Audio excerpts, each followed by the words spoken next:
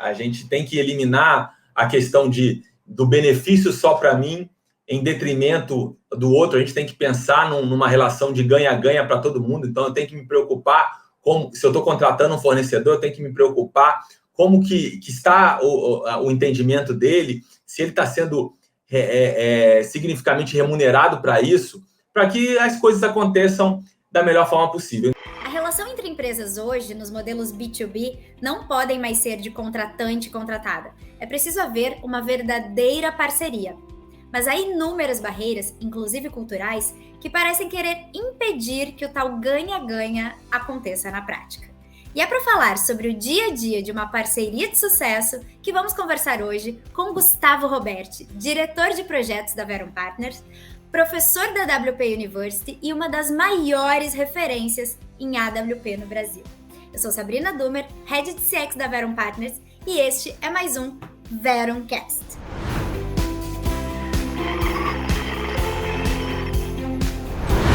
Gustavo, seja muito bem-vindo! Que coisa boa! Que coisa boa poder conversar contigo aqui. Para os nossos ouvintes que provavelmente não sabem, conheço o Gustavo aí de longas datas, já trabalhamos há bastante tempo atrás juntos e satisfatoriamente nos reencontramos aí na jornada. Gustavo, que tal começar contando para a gente um pouquinho sobre você e sobre como você chegou até aqui? Não, vamos sim. Obrigado pela apresentação, Sabrina. Como a gente diz nos projetos, né, o trecho é curto, né? Então a gente sempre estamos encontrando as pessoas novamente, as pessoas que a gente trabalhou de alguma forma em passado, a gente ia encontrar novamente. Então vamos sim, vou começar falando um pouco de como que tudo começou, né, da minha vida voltado para a gestão de projeto e como que também eu me conectei nas pessoas que hoje a gente formou na Verum. Tudo começou fazendo engenharia na UERJ, né? Eu fiz engenharia elétrica com ênfase em telecom e no primeiro dia de faculdade, voltando do trote que a gente recebeu, eu e o Davi nos conhecemos. Então, a partir daí, isso faz 20 anos, mais de 20 anos, né? Exatamente 24 anos. Então, a partir daí, a gente começou a se conectar e desenvolver uma amizade que culminou também com a realização da empresa. Depois, as nossas vidas profissionais se encontraram através da Promon Engenharia, e aí os 4 fundadores, né, eu, Davi, Vidotti e Rodolfo, fomos contemporâneos da Promon. O Rodolfo depois trabalhou comigo dentro do projeto da Aldav, que era uma planta de refinaria de petróleo uma refinaria de petróleo da Petrobras, onde você, Sabrina, trabalhou também, né, onde a gente se conheceu, enfim. Depois eu saí dali e ainda pela Promon trabalhei nas Olimpíadas, num serviço que a gente implantou a parte de instalações provisórias de energia para toda a infraestrutura das Olimpíadas do Rio 2016, pela Promon também. E aí culminou-se, quando a gente terminou esse projeto das Olimpíadas, a gente estava numa crise em 2016, final de 2016, uma crise da engenharia em si, né, do mercado nacional, onde o mercado estava se retraindo. E aí aconteceu a questão que a Promon no Rio, onde a gente trabalhava, fechou, e grande parte dos profissionais que estavam no Rio foram desmobilizados. Conectando algumas oportunidades, existia uma oportunidade de vir para Belo Horizonte, iniciar um trabalho junto ao Davi, já pensando num desenvolvimento de uma empresa, e aí, naturalmente, isso se guiou eu, Davi, Rodolfo e Vidotti buscar esse novo desafio e tentar empreender fundando a Verum e começar a desenvolver os nossos produtos no mercado. Parte interessante, quando a gente fundou a empresa em 2017, no final de 2017, a gente esbarrou com um cenário difícil de abordagem, porque se a gente entendendo o que era o nosso dia a dia de trabalho, era muito voltado para a gestão de projeto, muito voltado para a parte de planejamento, onde nós desenvolvemos as nossas atividades, e a gente encontrou o seguinte cenário: as empresas que dão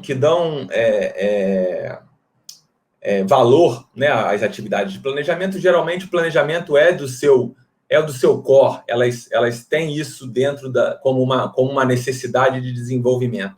E as empresas que não dão valor para a área de planejamento, geralmente subcontratam um profissional, que geralmente é uma pessoa jurídica, enfim, para só fazer esse trabalho bem superficial. Então, a gente começou a ter uma dificuldade de como abordar o mercado, onde a gente, como uma empresa, pudesse ser contratada para implantar técnicas, trazer ferramentas de planejamento.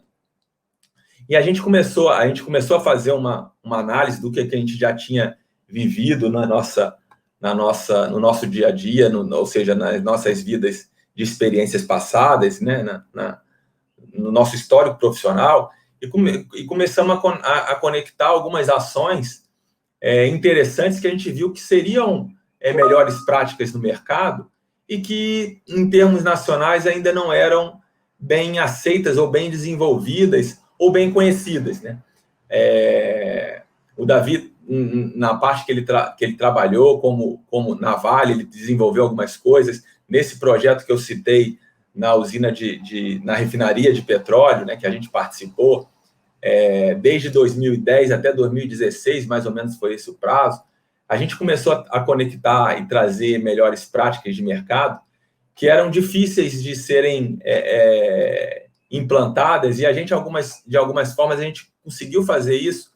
E nesse momento de implantação de empresa, a gente começou a perceber que isso que a gente fez lá atrás poderia ser trazido de uma forma estruturada, planejada, que estava 100% conectada à metodologia AWP, que na América do Norte já estava bem consolidada e com sucesso bastante grande.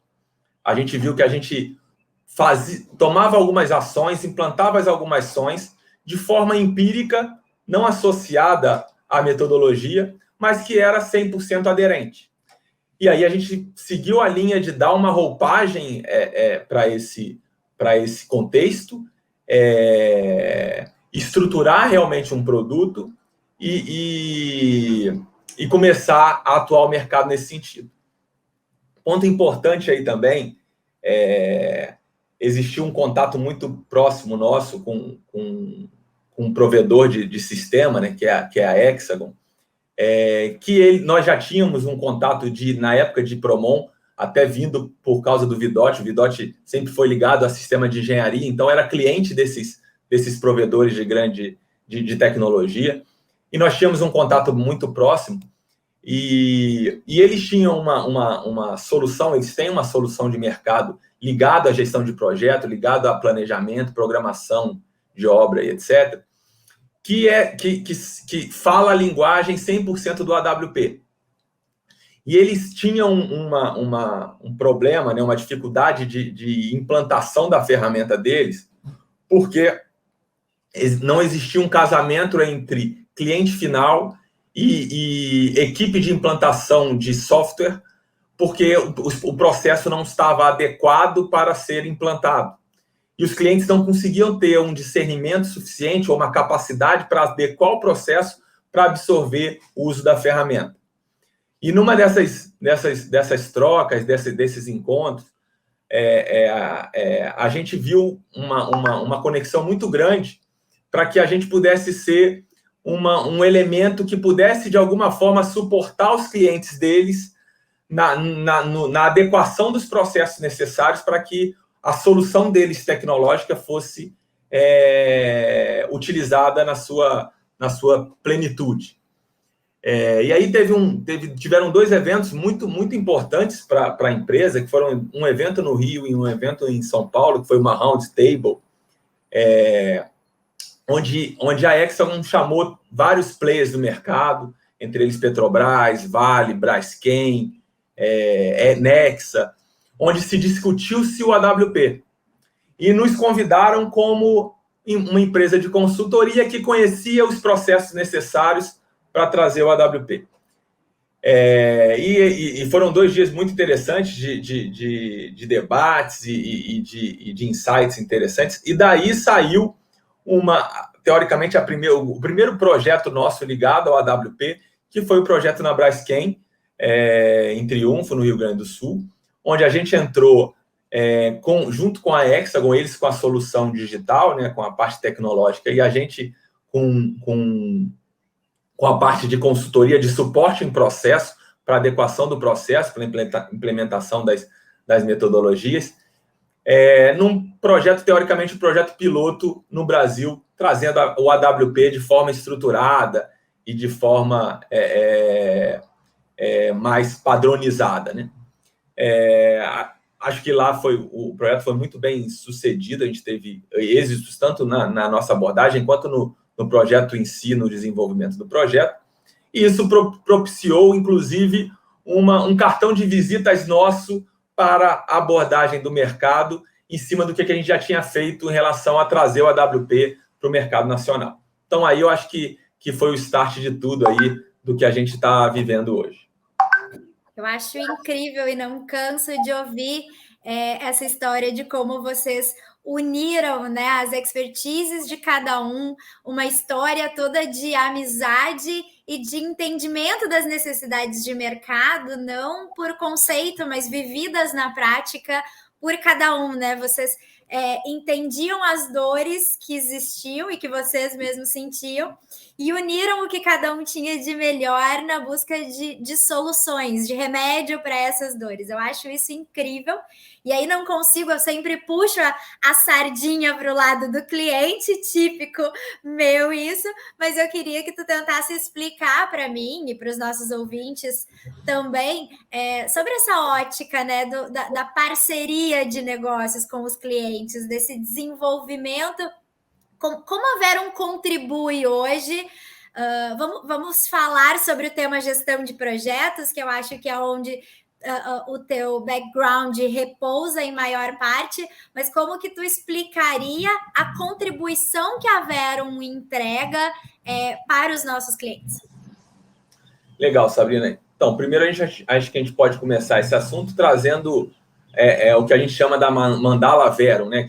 Que pilares que nós temos na Mandala que vão ser trazidos como produto e entregas para os clientes. Então, a gente tem aí toda a parte de gestão de projetos, trazendo a metodologia WP como elemento principal da construção dessa gestão, vinculado a isso com a parte tecnológica, trazendo o BIM, incluindo a parte tecnológica nessa parte de gestão de projeto, o método ágil também, no Lean Construction, trazendo processos para que as frentes de serviço, as equipes que estão atuando nos projetos sejam mais ágeis no seu desenvolvimento das atividades do dia a dia, eliminem desperdícios, aumente a produtividade e óbvio, outras frentes também, como suporte a CAPEX, contratos, a parte também de escritório de projeto, PMO. Um assunto que tem tido bastante relevância agora é a questão de sustentabilidade. Nós temos também uma equipe bem capacitada em desenvolvimento dessas soluções. Então, a gente hoje consegue atuar em todas as frentes relevantes de projetos, iniciando tanto na parte de projeto conceitual, projeto básico, né, que a gente chama, mais conhecido como FEL, até a parte de implantação, ou seja, a gente pode ter uma atuação tanto num olhar mais estratégico, trazendo com que os clientes consigam ter elementos na sua mão mais consistentes para uma tomada de decisão, mas também na parte de implantação, num suporte nas atividades operacionais do projeto. A gente é uma consultoria, né, como eu falei lá no início, que a gente não nasceu com DNA de consultoria, né? Nós fomos oriundos de empresas de engenharia, todos nós trabalhamos em empresas EPCistas, que com isso nos deu uma característica de ser muito executivo, né? Executar muitas atividades, ou seja, atuar muito hands-on efetivamente nos projetos. Então, a gente não é aquela consultoria que somente define e apresenta o que deve ser feito, mas, além disso, trazendo padrões estabelecidos, nós ajudamos, suportamos os clientes a conseguirem chegar naquela excelência que nós propusemos. Uma das clientes nossas, inclusive essa da Braskem, no final do projeto, ela chegou para a gente e falou, né, vocês são as primeiras pessoas ligadas à consultoria que eu conheço que não vêm trazer mais trabalho para mim e realmente vem resolver o meu problema, vem resolver as nossas dores. Então, aquela visão que nós temos de consultoria, de que define os processos, entrega e traz um esforço grande para a equipe de implantação resolver, a gente acaba não trazendo porque a gente faz parte da solução. Gustavo, isso vai ficar parecendo um jabá e não foi ensaiado, mas a tua fala me remeteu muito a um feedback que eu ouvi também de um cliente Verum, dia desses, dizendo que a gente não vende, a gente de fato entende o que o cliente precisa e não o que a gente quer que ele precise, né? Não o que a gente quer vender para gerar lucro, e que, né, foi bem interessante a fala, que dizia que a Verum não senta na cadeira de consultor para dar ordens, mas ela arregaça as mangas, atua junto e vai muito em linha com o que o cliente precisa que seja feito, e não com o que a metodologia propõe, ou etc. Né? A gente não está preso, talvez, em caixinhas de soluções. Como que tu exploraria melhor esse tema, talvez para os nossos ouvintes entenderem quando a gente fala do benefício disso, ou de que forma isso se dá, essa parceria acontece no dia a dia, assim, em que momento a Verum entra? Eu sei que você citou, talvez de forma técnica, um pouco da nossa mandala e e quais as soluções disponíveis para a Verum, mas isso traduzido no dia a dia, na prática, assim, qual seria um momento ideal, as necessidades talvez mais latentes ou mais frequentes que a Verum consegue entrar e com alguma expertise resolver, solucionar, e aí, por conta disso, até a gente ouve feedbacks como esse que você compartilhou e que eu tenho recebido também. Legal. Então, a gente consegue, como eu falei, a gente consegue atuar em todas as fases do projeto, né? Então, pensando na parte mais conceitual e no início do projeto, que de efetivamente buscar definições que serão necessárias para o andamento do projeto, a gente atua muito como um facilitador, provocador, buscando colaboração de todos. Então, criando rotinas e eventos que possam trazer com que as equipes do próprio owner se integrem e colaborem para que a gente consiga ter uma solução mais adequada para os projetos, né? Então, a gente vê que a nossa atuação, ela busca por trazer uma excelência técnica em todas as fases, e aí dependendo de o que vai demandar em cada uma das fases, mas com o objetivo da gente transformar os processos atuais para processos mais adequados, trazendo transformação digital e cultural para que os clientes consigam capturar isso e começar a desenvolver a partir das próprias pernas, andar a partir das próprias pernas com conhecimentos novos. Então, a gente pode trazer como benefícios alcançados ou benefícios a serem atingidos nessa relação, como eu mesmo falei, uma maior colaboração entre todos os envolvidos no projeto. Um ponto importante é a eliminação de silos que a gente encontra nas empresas, onde cada área atua para tentar trazer o melhor benefício para o seu dia a dia, sem conectar uma resolução do todo. Também, falando em projetos, né, a gente tem os silos internos e tem os silos externos entre empresas. Então, quando a gente está falando de um projeto, a gente vai ter fornecedores, vamos ter engenharia, vamos ter o owner, vamos ter as empresas de construção. Então, a gente propiciar um ambiente de colaboração entre todos, eliminando silos, trazendo todos para um debate, fatalmente isso vai culminar em melhores decisões, em melhores ações para o projeto como um todo.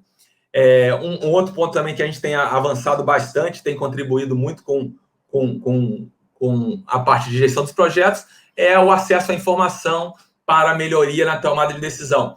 Então, conseguir estruturar uma base de dados única para o projeto, com todas as informações ali contidas, e que essa base de dados, que essa informação flua por todos os envolvidos do projeto, para que todos tenham a última informação da atualização de cada uma das atividades, é primordial para facilitar a comunicação, para facilitar alinhamento. Então, a gente vê também que essa contribuição ajuda muito no desenvolvimento e na comunicação do projeto, porque hoje, na verdade, isso é uma característica de qualquer projeto. 80% dos problemas em projetos eles se dão devido à falha de comunicação, né?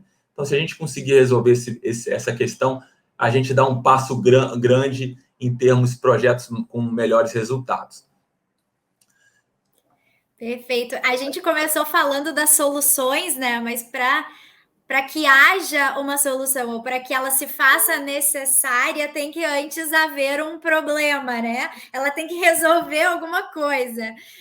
Dada a tua experiência, se tu tivesse que elencar 3 principais pontos que as empresas mais falham, digamos assim, na concepção e desenvolvimento de projetos, onde normalmente você vê que estão os gargalos e por quê, se é que tem essa explicação? Sim, eu vejo três principais. São projetos imaturos, né? Projetos pouco desenvolvidos durante a concepção inicial deles, ou seja, projetos que precisam ser melhor amadurecidos durante uma engenharia básica, que pela velocidade de necessidade de mercado, velocidade de iniciar uma implantação, acaba que às vezes eles saem sem uma maturidade definida, passando para a fase de implantação com questões relevantes ainda a serem discutidas, e isso naturalmente faz com que alterações de projeto ocorrerão durante a implantação durante um desenvolvimento de engenharia detalhada, durante a aquisição de equipamentos, e que qualquer alteração nessa fase do projeto vai causar um esforço muito grande de readequação e reanálise, causando improdutividade. Então, essa acho que é uma das questões. Uma outra que está no nosso dia a dia aí, é a resistência ao novo, né? A resistência à transformação cultural. Isso é um ponto bastante importante hoje. A gente está falando muito de transformação digital, transformação cultural, indústria 4.0, ou seja, muita informação nova chegando, e a gente tem como característica do ser humano ser averso à mudança e se estar sempre atrelado ao nosso bem-estar, à nossa zona de conforto. Então, trazer algo que esteja contra o que a gente geralmente está acostumado a fazer, acaba trazendo resistência à mudança que causa uma dificuldade de implantação. A gente pode citar aí uma pesquisa do CII, que eles fizeram uma pesquisa com owners, quais seriam as principais barreiras de implantação da metodologia WP na visão deles. E apareceu listaram várias barreiras, mas a principal que apareceu foi resistência das empresas subcontratadas, as contratadas para execução de construção civil, de montagem, como item número 1. Aí o item número 1 apareceu a resistência, o item número 2 apareceu a resistência das empresas de engenharia, ou seja, as empresas de engenharia também não absorvendo essas alterações. E depois apareceram outros pontos, e lá pelo, talvez, o 10º item, era a resistência do próprio owner. Mas por que deu esse resultado? Porque a pesquisa foi feita só pelo owner. E aí, naturalmente, foi apontado resistências ligadas às outras organizações. Se a gente faz pesquisas pelos contratantes, naturalmente, talvez o owner apareceria no topo da lista. O que mostra só que todo mundo tem resistência. Então, talvez o principal ponto aí é a gente trabalhar nessa questão de trazer tranquilidade, trazer conforto nessa mudança, que seja uma mudança mais gradativa e que a gente consiga com mais benefícios. Sabe que hoje, você falou dessa questão da resistência de mudança, isso já apareceu em outros episódios aqui do Veruncast, e hoje, numa das reuniões da Verum, aliás, as reuniões de equipe da Verum são sempre uma escola para a gente, né? Tem sempre muita riqueza ali de conteúdo, de troca. E alguém falou uma frase que ficou na minha memória, assim, que as pessoas são resistentes à mudança, mas ninguém é resistente à melhoria. E aí, então, a gente entende que o caminho para conseguir quebrar essa barreira, né, essa resistência à mudança, seja, de fato, mostrar quais são as melhorias. Você comentou dessa identificação antecipada de gaps e, enfim, você teria algum exemplo prático de um desses gaps percebidos a tempo para nos dizer qual foi a nossa sugestão, ou, enfim, correção, mitigação desse principal gap? Eu lembro, eu sou aquela que pergunta e já respondo, né? Mas eu lembro que eu assisti uma aula sua e eu sou muito dada a exemplos, né? A ilustração, e você estava comentando enfim, um processo normal de projeto, né? A execução, que montava-se o andaime, daí ia lá, resolvia um negócio, tirava o andaime porque aquela parte tinha sido encerrada, mas faltava uma etapa, e aí precisava voltar lá, montar o andaime de novo, ou seja, só pensar 100% tudo que necessitava concluir naquele pedaço, para que o andaime fosse montado uma vez só, já é um ganho de produtividade, enfim, né, hora homem, que pode ser mensurado, né? Então temos mais exemplos desse tipo para ficar mais claro aí para os nossos ouvintes entenderem sobre o que a gente está falando? Sim, a gente pode trazer 2 exemplos um ligado a fornecimento, a fornecedores, e outro ligado à parte de construção e montagem, que vai mostrar a necessidade de uma maior integração de todos os envolvidos no projeto, com a eliminação de silos, com a eliminação da relação ganha-perde, né? A gente tem que eliminar a questão do benefício só para mim, em detrimento do outro. A gente tem que pensar numa relação de ganha-ganha para todo mundo. Então, eu tenho que me preocupar, se eu estou contratando um fornecedor, eu tenho que me preocupar como que está o entendimento dele, se ele está sendo significativamente remunerado para isso, para que as coisas aconteçam da melhor forma possível. Então, trazendo 2 exemplos, a gente pode trazer o primeiro, falando um pouco sobre fornecedor de estrutura metálica, por exemplo, onde é comum no nosso mercado a gente contratar por preço unitário, por peso, né? Então, a gente contrata uma quantidade de estrutura metálica e pagamos ao fornecedor à medida que ele vai entregando essas peças no site, né, no local do projeto. Entregou percentualmente o peso, vai receber percentualmente o valor financeiro atribuído a esse quantitativo.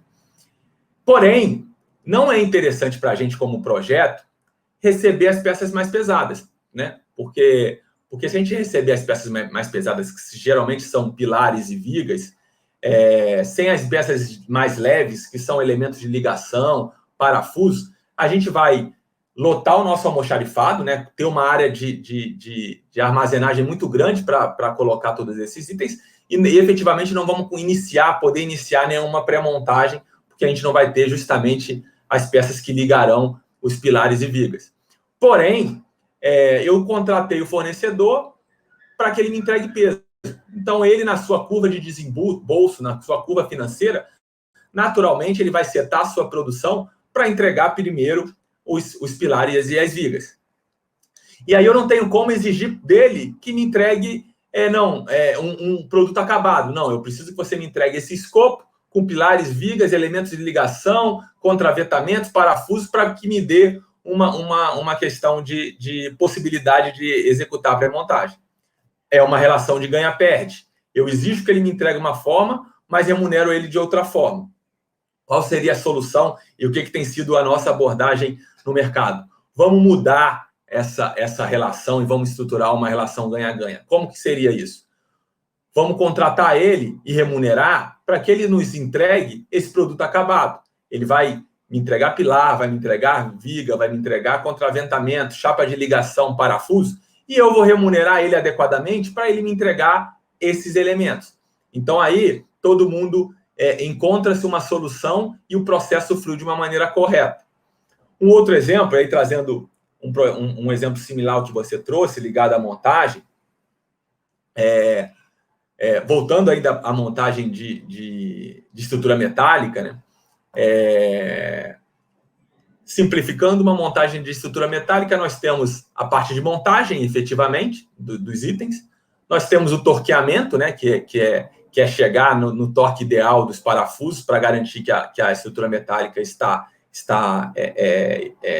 suportada. E nós temos retoque de pintura, que normalmente precisa ser feito após a instalação, porque tem alguma outra danificação, então sempre tem que fazer um trabalho de retoque de pintura.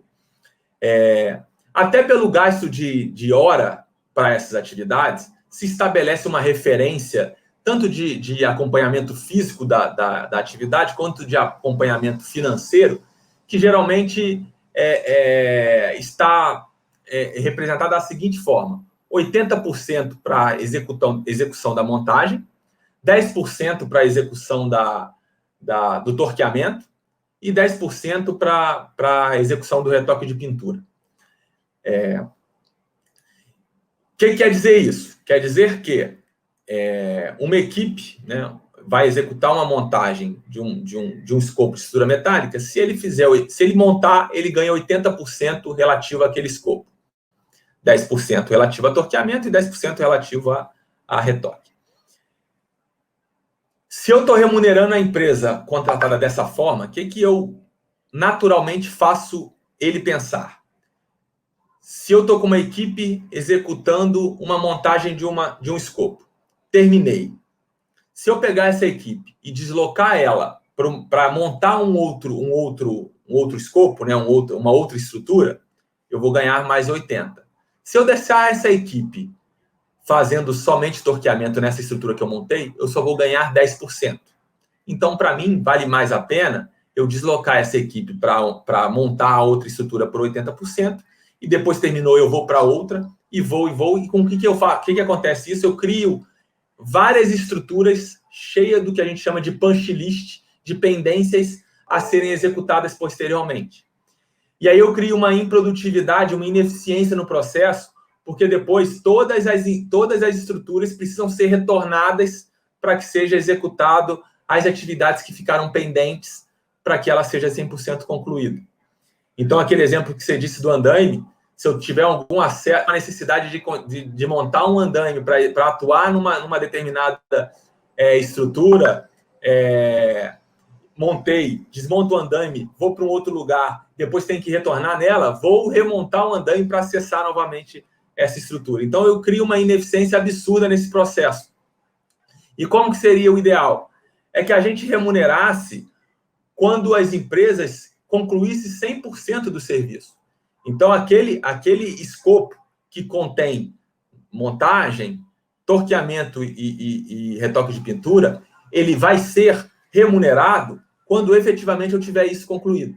E aí eu crio uma necessidade das construtoras efetivamente definirem metas e concluírem esses trabalhos, diminuindo uma improdutividade que vai acontecer lá na frente. Da forma que a gente faz hoje, a gente dá a falsa impressão de avanço de obra consistente, porque eu estou atacando sempre os 80%, então eu estou com uma produção muito grande, mas que lá na frente vai me causar uma ineficiência que hoje eu não vejo, mas que fatalmente vai me complicar lá na frente. Então, se a gente construir uma outra regra, a gente vai naturalmente ajudar um melhor andamento do processo, porque a gente vai garantir que 100% dos serviços estarão sendo concluídos e a gente não vai ter uma ineficiência de retorno para a execução. A gente fala muito na questão contratual, só pegando um outro gancho, a gente fala muito na questão de contratual dentro dos projetos que a gente está, da exigência ou na necessidade de colocar requisitos e requerimentos em todos os contratos que se vão fazer com os fornecedores e com contratadas e com empresas de engenharia. Mas esses contratos e esses requerimentos não é para a gente ter debaixo do braço uma questão legal para exigir que eles cumpram. É mais para que a gente tenha certeza que o processo foi entendido pelo outro lado e que ele se preocupou em levar algumas considerações que ele vai ter que fazer durante o projeto, e ele colocou isso no seu planejamento de desenvolvimento de trabalho, e que naturalmente o processo vai sair, porque ele considerou isso. E aí entra na questão do ganha-ganha. Eu avisei ele primeiro, eu alinhei a regra do jogo, está todo mundo entendido, o projeto tende a caminhar melhor.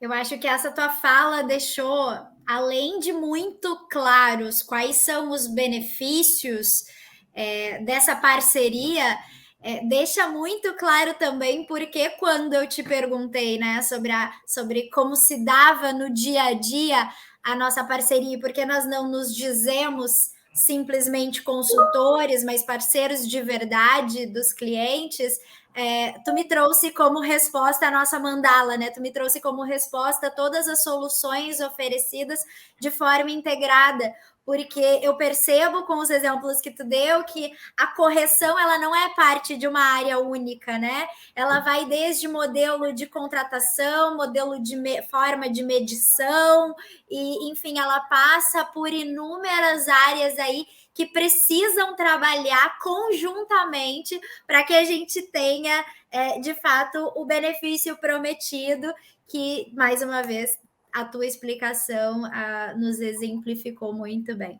Gustavo, legal. Esse tema me deixa interessadíssima. Eu sou uma fã de te ouvir falando sobre não somente a WP, que eu sei que é onde você é a referência aí para todos nós, mas de forma geral sobre a tua visão sobre gestão de projetos. E eu tenho certeza que quem está nos ouvindo também ficou aí instigada a querer saber mais. Que dicas, né? Ou se você tem alguma dica para quem quer se especializar mais nesse assunto, ou para quem quer continuar pesquisando mais, tem algum livro que você indicaria, talvez algum outro podcast, ou enfim, uma pessoa para seguir? Qual seria a tua dica para quem está interessado, para quem, assim como eu, ficou ainda mais interessado nesse tema?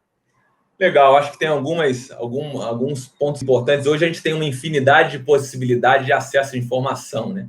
Então, acho que o conhecimento está na nossa mão, né? Basta nós darmos alguns cliques que nós teremos. Então, acho que tem alguns pontos legais para que a gente consiga contribuir. Eu acho que vai ser de bom proveito. Primeiro, óbvio, a comunidade de prática do AWP. Acho que tem sido uma fonte interessante de conhecimento e de troca de informação, com webinars periódicos aí. Então, tanto no LinkedIn quanto no YouTube, acho que é uma fonte muito interessante de conhecimento. Acesso a artigos do CII e da COAA, também acho que é bastante interessante no próprio site da COAA. A COAA é uma organização de Alberta, no Canadá, de owners e de grandes empresas EPCistas, onde eles desenvolveram a AWP no início. Então, eles têm no site deles vários artigos, vários exemplos que eles compartilham para a comunidade, que a gente consiga ter mais conhecimento. Então, é uma referência legal também. Mas falando um pouco fora do dia a dia convencional de busca de informações, né, como você mesmo falou, acho que tem livros e filmes legais que de forma leve a gente consegue ter mais conhecimento e fazer um confronto com o nosso dia a dia. Então, segue algumas sugestões. Startup Enxuta é um dos livros, onde se traz uma ideia de trazer o conceito de Lean Construction, de metodologia ágil atribuído ao desenvolvimento de startups. Então, é um livro bastante interessante nesse sentido. Um livro também de transformação cultural que eu li há pouco tempo, achei bastante interessante, o Mindset, a nova psicologia do sucesso. Então, é um livro feito com uma busca de uma pesquisa muito grande, onde se traz inúmeras histórias de todas as áreas de conhecimento, esportes, artes, empresarial, fazendo uma correlação entre formas de mindset, né, de crescimento versus mindset fixo, e confrontando essas com exemplos do nosso dia a dia. Então, você consegue fazer uma conexão bem interessante, comparando com o que você já viu na sua vida. Também acho muito legal. Falando um pouco também, um pouco sobre gestão de projeto ágil, né, algo que tem sido bastante, aparecido bastante hoje, atualmente, a questão dos OKRs, né, da gestão dos projetos por OKRs, objetivos e resultados chaves. Então, para quem se interessar nessa temática, acho que o livro também avalia o que importa, que traz como é que o Google fez a gestão a gestão empresarial através dos OKRs. Também é uma referência bem legal para ampliar conhecimento. Falando sobre filmes, tem 2 filmes que eu achei muito legais, que trazem um conceito de busca de engajamento, de resistência a mudanças culturais, de trabalhar a gestão de pessoas, que a gente vive no nosso dia a dia fazendo isso. Então, um deles é o Invictus, do Morgan Freeman e do Matt Damon, né, que ele traz a história do Nelson Mandela depois de sair da prisão e como que ele unificou o país através do rugby. Então, é sensacional o filme. E outro também filme é O Homem que Mudou o Jogo, do Brad Pitt, que é um filme também ligado a como que ele identificou resistências no mundo do beisebol e trouxe isso para o seu lado, mudando a forma de conduzir uma equipe. Então, são filmes ligados a mais esportes, né, mas que trazem uma conexão com o nosso dia a dia muito interessante. Uma outra questão, só complementando, uma outra questão que eu também gosto de citar, que foi, para mim, uma experiência muito interessante, que quem tiver possibilidade de participar, é um evento muito bom, que é um evento que acontece anualmente em São Paulo, que é da HSM, uma exposição com os maiores pensadores atuais do nosso tempo, e trazendo questões contemporâneas e trazendo reflexões muito significativas. No ano que eu fui, eu tive a oportunidade de ver a palestra do Yuval Harari, que tem questões de pensamento atrelando o nosso dia a dia hoje com a nossa reflexão de existência.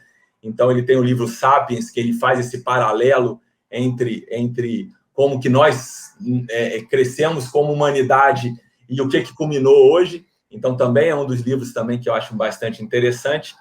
Inclusive, ele tem também, para quem quiser, no YouTube, ele tem uma entrevista no Roda Viva, onde ele fala um pouco sobre essas questões, que é bastante interessante. Então, segue mais uma dica. E eu pensei que você ia citar a WP University. Tem a WP University também, né? Nós teremos um episódio aqui do Verumcast específico para falar desse tema, mas eu queria aproveitar a tua presença, né, ilustre, um dos principais professores aí junto ao Rodolfo. Por que você indica a WP University? Para quem ela é mais indicada? Sem dúvida, a University é uma grande oportunidade de desenvolvimento, numa área que cada vez, como a gente conversou hoje aqui, cada vez demanda mais do mercado. O mercado está em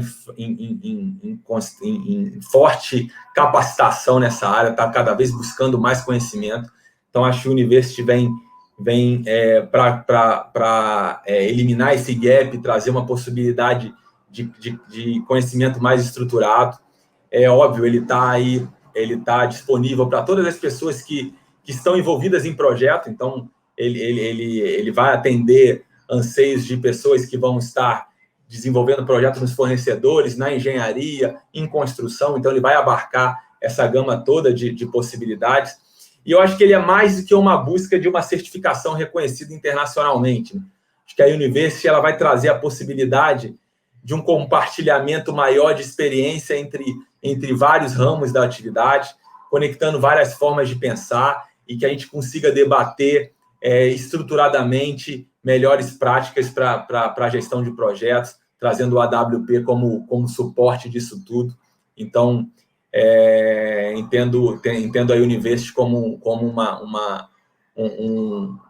uma busca fantástica de conhecimento que vai trazer só benefícios para quem participar. Jogo rápido aqui para fechar, um joguinho que a gente faz no final. Em uma frase, sobre o seu olhar de gestão de projetos, o que é ser parceiro de verdade? Em uma frase é complicado, porque assim, ser parceiro de verdade, ele traz, acho que, vários significados.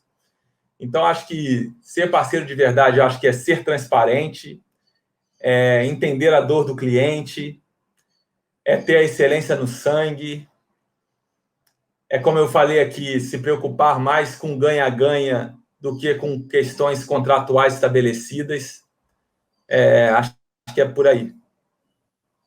Muito obrigada, Gustavo. Excelente participação. Tenho certeza que esse episódio será um sucesso.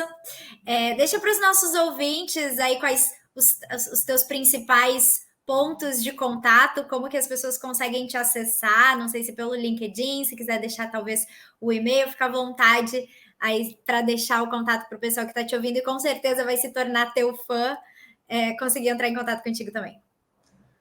Legal, Sabrina. Obrigado aí pela oportunidade, obrigado pelo bate-papo. Espero que o pessoal que ouça esse podcast aproveite efetivamente. Podem me conectar no LinkedIn, Gustavo Roberti, vai ser um prazer a gente trocar ideia. Também meu e-mail, gustavo.roberti@verum.global. Estou à disposição para qualquer conversa que vocês queiram ter. Acho que é um prazer sempre a gente poder trocar experiência e aprender com vocês também. Então, estou à disposição. Perfeito, te espero para mais papos como esse. Obrigada! Obrigado, tchau, tchau. O Verumcast é uma produção da Verum Partners. Esse programa teve a produção, apresentação e roteiro de Sabrina Dumer. Edição, pós-produção e arte, Joel Corsini. A Verum Partners está no LinkedIn, YouTube, Instagram, Facebook e os principais agregadores de podcast. É só nos procurar e seguir a gente por lá. Até o próximo episódio.